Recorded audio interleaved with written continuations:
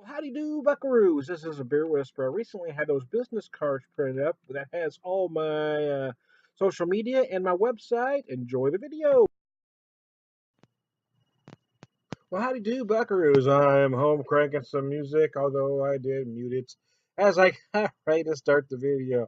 I haven't figured out how the thing works. Sometimes YouTube flags me for the song, sometimes it doesn't. So I don't know.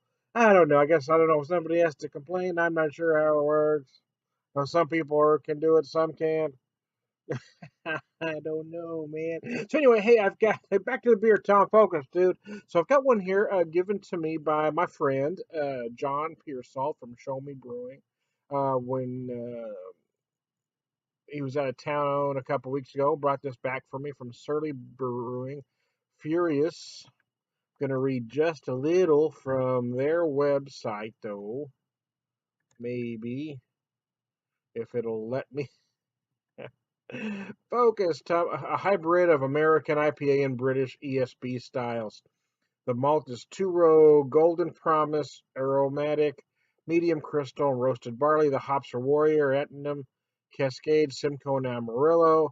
The yeast is an English ale, so it is a little different. Yeah, I actually had this for the first time last weekend. I had a bottle here.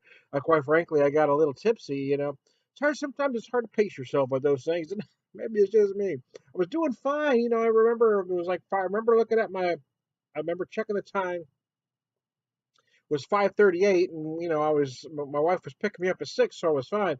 But from there it gets so fuzzy. So, anyways, the bottom line is I remember liking it, but I don't remember any specific notes on it. So here we go. 6.6%. They don't list IBUs that I can see. Using my horseshoe bend glass that I got a few weeks ago when going up near Columbia for a friend's wedding.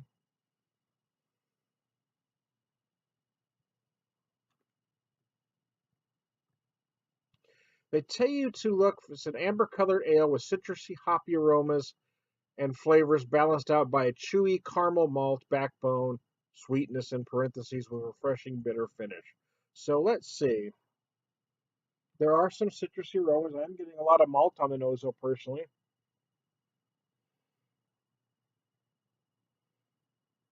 Almost like I was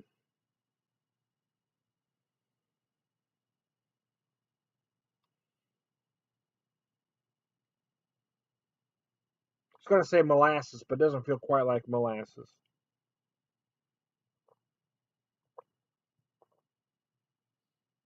It is an interesting beer. It does sort of feel somewhere between an ESB and an IPA, especially in the up front in the malt middle. The finish is all IPA, in my opinion, but it is an interesting beer. It's certainly very drinkable.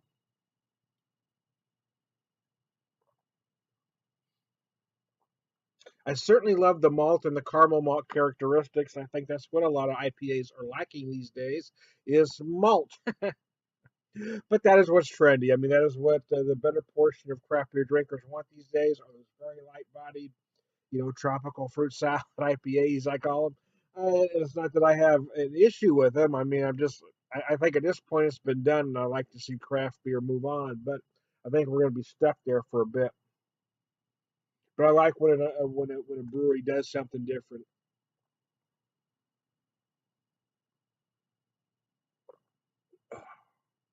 It's very nice. It's actually my very first beer of the day.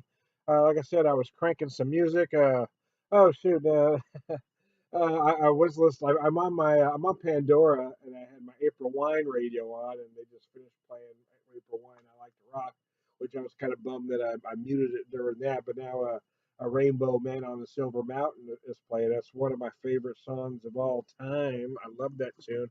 The first, well, at least the first couple Rainbow albums were brilliant. After Dio left, they became basically a pop act, which was kind of sad. But I mean, they were groundbreaking early on. Although, as much as I love this song, "Man on the Silver Mountain," I'd have to say "Stargazer" was my favorite Rainbow tune. I think that song is beyond brilliant.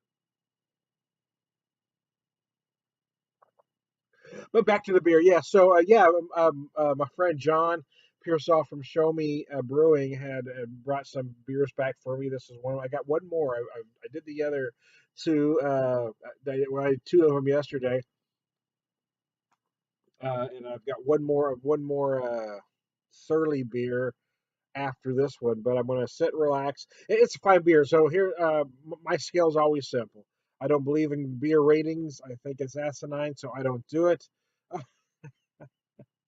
And I always irritate somebody when they say that.